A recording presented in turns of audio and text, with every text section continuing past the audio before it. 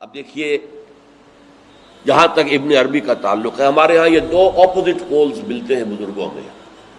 ایک انتہا پر ابن تیمیہ ہے رحمۃ اللہ علیہ، جن کے بارے میں نے آپ کو بتایا کہ انہوں نے اس طرح سمجھا ہے، اس طرح اترتا ہے اللہ جیسے میں یہ ممبر سے اتر رہا ہوں، یہ زیادتی ہے.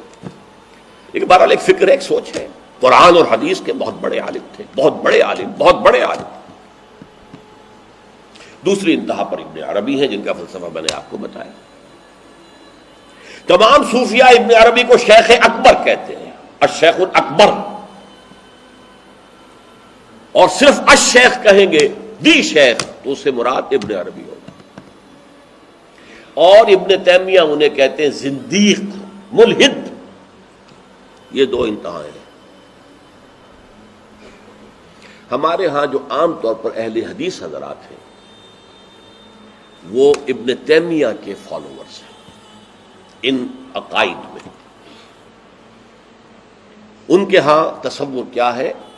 اللہ تعالیٰ ہر جگہ اگر ہے تو صفاتی اعتبار سے، ذاتی اعتبار سے نہیں. وہ تو اپنی جگہ عرش پر ہے، ساتویں آسمان کے اوپر عرش ہے، عرش کے اوپر کرسی ہے، کرسی پر وہ ہے. اب اس میں ایک طرح کی تجسیم بھی آ گئی، محدودیت بھی آ گئی. اس کائنات میں تو اللہ ہے ہی نہیں، تو پھر اللہ محدود ہو گیا نا، وہ تو کسی خاص جگہ پر ہو گیا نا. ایک تصور یہ ہے.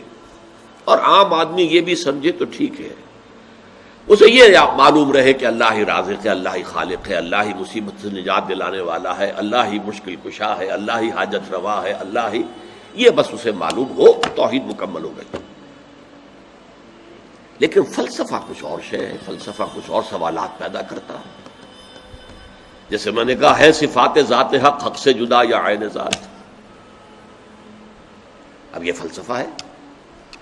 صفات باری تعالی اگر قدیم ہے صفات تو یہ غصہ، یہ تو قدیم نہیں ہو سکتا. غصہ تو کسی کام پر آیا، خوشی تو کسی کام پر ہوئی، یہ قدیم کیسے ہوگا؟ تو عین یا غیر، لا عین ولا غیر. اور جس کو میں تعبیر کرتا ہوں کہ من وجہ عین ذات ومن وجہ آخر غیر ذات. اب اس سلسلے میں علامہ اقبال نے جو بات کہی ہے، جو پروفیسر یوسف سلیم چشتی مرحوم نے مجھے بتایا تھا کہ انتقال سے صرف 3 ماہ قبل یہ اشعار کہے. وحدت الوجود کے، پینتھیزم کے، دونوں کے شدید مخالف تھے علامہ اقبال شروع میں. اسی لیے وہ حافظ کو بھی بہت بڑا گمراہ کن شاعر سمجھتے تھے، اس لیے کہ وحدت الوجود کے عامیانہ انداز میں جو ہے وہ شاعری میں جب اس کو آ گیا ہے تو عوام کے زبان پر جب چڑھا ہے تو وہ اس کے ڈانڈے پینتھیزم سے مل گئے، عوام کے اندر اس کا تصور یہ ہو گیا. لیکن آخر میں انہیں بھی آنا پڑا ہے. تو اے ناداں دل آگاہ دریاب، اے نادان وہ دل تلاش کر جو آگاہ ہو، ہر چیز سے واقف ہو. لا موجود الا اللہ دریاب، لا موجود الا اللہ. وہ جو میں نے آپ سے عرض کیا تھا نا کہ لا الہ الا اللہ کے 3 لیولز ہیں. لا معبود الا اللہ، لا مطاع الا اللہ، لا حاکم الا اللہ، ان الحکم الا للہ، لا رازق الا اللہ، لا خالق الا اللہ. اور دوسرا لیول لا مطلوب الا اللہ، لا مقصود الا اللہ، لا محبوب الا اللہ. اور تیسرا لیول لا موجود الا اللہ. ہمارے ٹاپ کے فلسفی اور صوفیاء اس لا موجودہ الا اللہ پر پہنچے. اور 12ویں صدی کے مجدد اعظم شاہ ولی اللہ دہلوی رحمۃ اللہ علیہ، انہوں نے اس میں قول فیصل کہا کہ محی الدین ابن عربی کی وحدت الوجود اور شیخ احمد سرہندی کی وحدت الشہود میں باریک سا فرق ہے تعبیر کا، ورنہ وہ ایک ہی ہے. اور اس کو انہوں نے عنوان دیا توحید وجودی. ہندوستان میں ہمارے بڑے ٹاپ کے شاعروں میں سے تھے عبد القادر بیدل فارسی کے. اس وقت تک ابھی اردو کا وجود ہی نہیں تھا، اردو تھی نہیں ہندوستان میں اس وقت. تو شیخ عبد القادر بیدل جو ہیں وہ وحدت الوجود کے بہت بڑے قائد تھے. اور ان کی عظمت کا عالم یہ ہے کہ غالب کہتا ہے طرز بے دل میں ریختہ لکھنا اسد اللہ خان قیامت ہے، کہ بے دل کے انداز میں اردو میں شاعری کرنا. ان تو فارسی میں کی، اردو کو ریختہ کہتے تھے پہلے، یہ نئی زبان جو بنی تھی ریختہ. طرز بے دل میں ریختہ لکھنا اسد اللہ خان قیامت ہے. لیکن وہ اسد اللہ خان بھی یہ کہتے ہیں جارو بلا بیار کہ این شرک فی الوجود با گرد فرش سینہ با ایواں برابر است. دیکھو اگر تمہارے سینے کے اندر شرک فی الوجود شامل ہے، یہ بھی ہے وہ بھی ہے یہ بھی ہے وہ بھی ہے، وجود متعدد ہے، خدا کا وجود علیحدہ ہے، ہمارا وجود علیحدہ ہے، تو یہ گرد کے مانند ہے جو تمہارے سینے کے ایوان پر جو تخت بچھا ہوا تھا اس کے اوپر گرد پڑ گئی ہے. اس گرد کو جاروب لا لا لا موجود ہے الا اللہ، جاروب لا لا کی جھاڑو سے لا کر صاف کر دو. جاروب لا بیار کہ یہ شرک فی الوجود، وجود دو مان لیے تو شرک ہو گیا، وجود ایک ہی ہے. البتہ جب تعین ہو گئی کسی شے کی وہ وجود مختلف ہے، ذات باری سے علیحدہ. بہرحال یہ مباحث ہیں اس آیت مبارکہ سے متعلق، اور میں نے آپ کے سامنے ساری بات رکھ دی. نہ میں کسی کا مبلغ ہوں، نہ یہ دینی مسئلہ ہے، یہ فلسفے کا مسئلہ ہے. اب فلسفے میں بہت سے مسائل ایسے پیدا ہو گئے، سائنس کے مسائل ہیں کہ جو کتاب و سنت یا کم سے کم حدیث کی بعض چیزوں سے ٹکراتے ہیں. اب اس میں آدمی غور کرے گا، سوچے گا. اسی طریقے سے یہ فلسفے کے مسائل ہیں جو ہمیشہ سے جن پر کام ہو رہا ہے. لیکن یہ دین جو ہے وہ شریعت اور طریقت کا نام ہے. حقیقت کو چھوڑ دو، حقیقت جو ہے بس ہے. تم سورج مکھی کے پھول بن جاؤ، تمہاری توجہ ہر وقت اپنی اس ذات جو جس نے تمہیں پیدا کیا ہے. حقیقت تو وہی ہے، لیکن سورج مکھی کے پھول بن جاؤ. لیکن اسے آپ غلط کہیں، مجھے کوئی اعتراض نہیں. لیکن یہ کہ ایک شخصیت کو میں ایسے سے واقف ہوں جو اہل حدیث بھی کٹر تھے اور صوفی بھی بڑے تھے.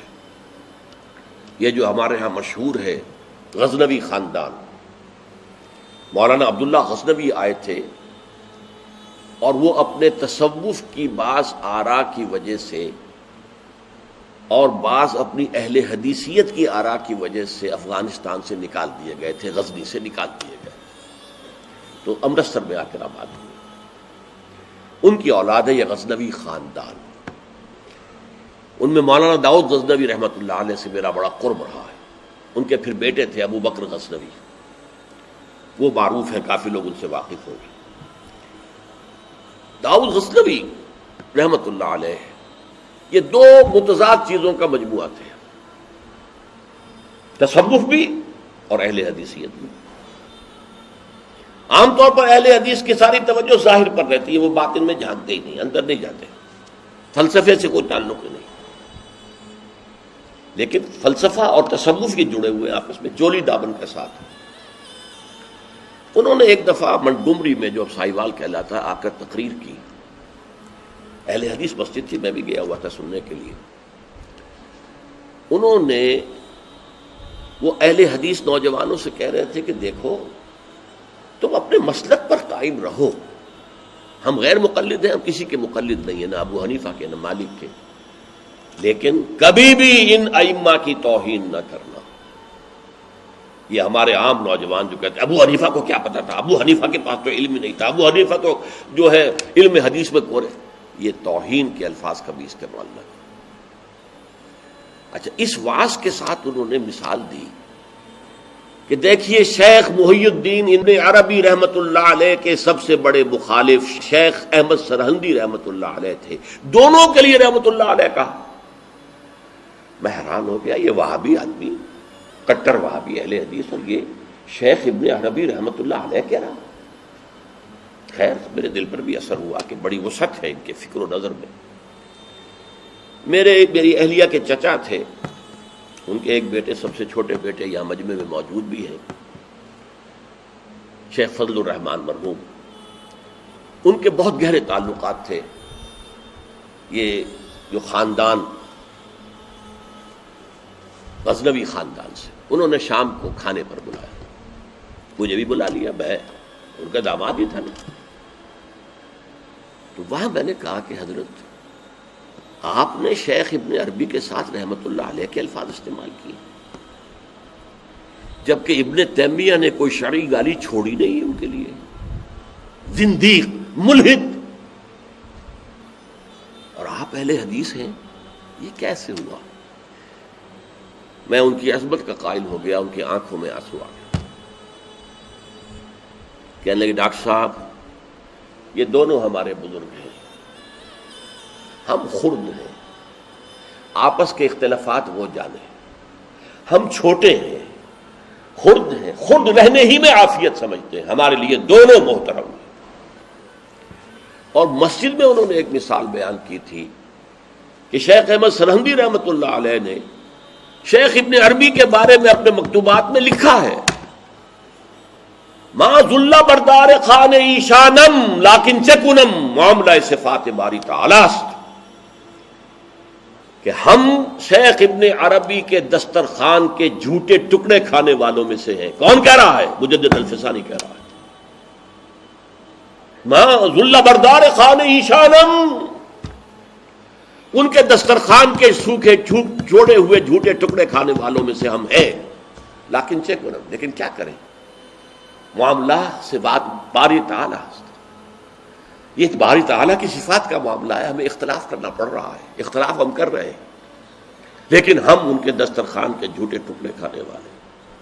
یہ کہہ رہے ہیں شیخ احمد سرہندی رحمت اللہ علیہ، جن کے بارے میں مشہور ہے کہ ابن عربی کا یا تو مخالف اول ابن تیمیہ رحمت اللہ علیہ، اور یا پھر مخالف دوم جس نے جوابی فلسفہ پیدا کیا وہ شیخ احمد سرہندی رحمت اللہ علیہ. تو یہ ہے کہ ان چیزوں کے بارے میں اپنے سینوں کو وسعت دیجئے. آپ ابن عربی کی بات کو چھوڑ دیجئے، پھینک دیجئے، لیکن توہین نہ کیجئے،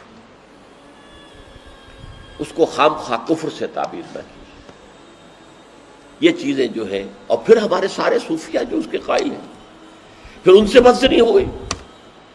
میں صرف اس لیے کہ وہ بدزنی اور دلی نفرت کا معاملہ ختم ہو جائے میں یہ ساری بحث اس لیے کیا کرتا ہوں، ورنہ میرے عام دروس میں ان مسائل پر گفتگو نہیں ہوتی. بڑے گہرے مسائل ہیں اور ان کا سمجھنا عام لوگوں کے لیے ممکن بھی نہیں ہے، بلکہ عام آدمی کے یہ جس کو کہتے ہیں نا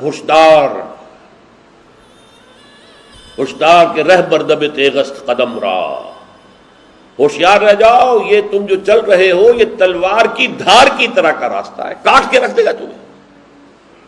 جیسے ہم کہتے ہیں پل صراط جو ہے وہ بال سے زیادہ باریک ہوگا اور تلوار کی دھار سے زیادہ تیز ہوگا، جس پر سے گزرنا ہے قیامت میں. یہ کہاوت ہے. هي الحلقات تحفظني بآيات من القرآن، هي الحلقات تملأني بحب المصطفى.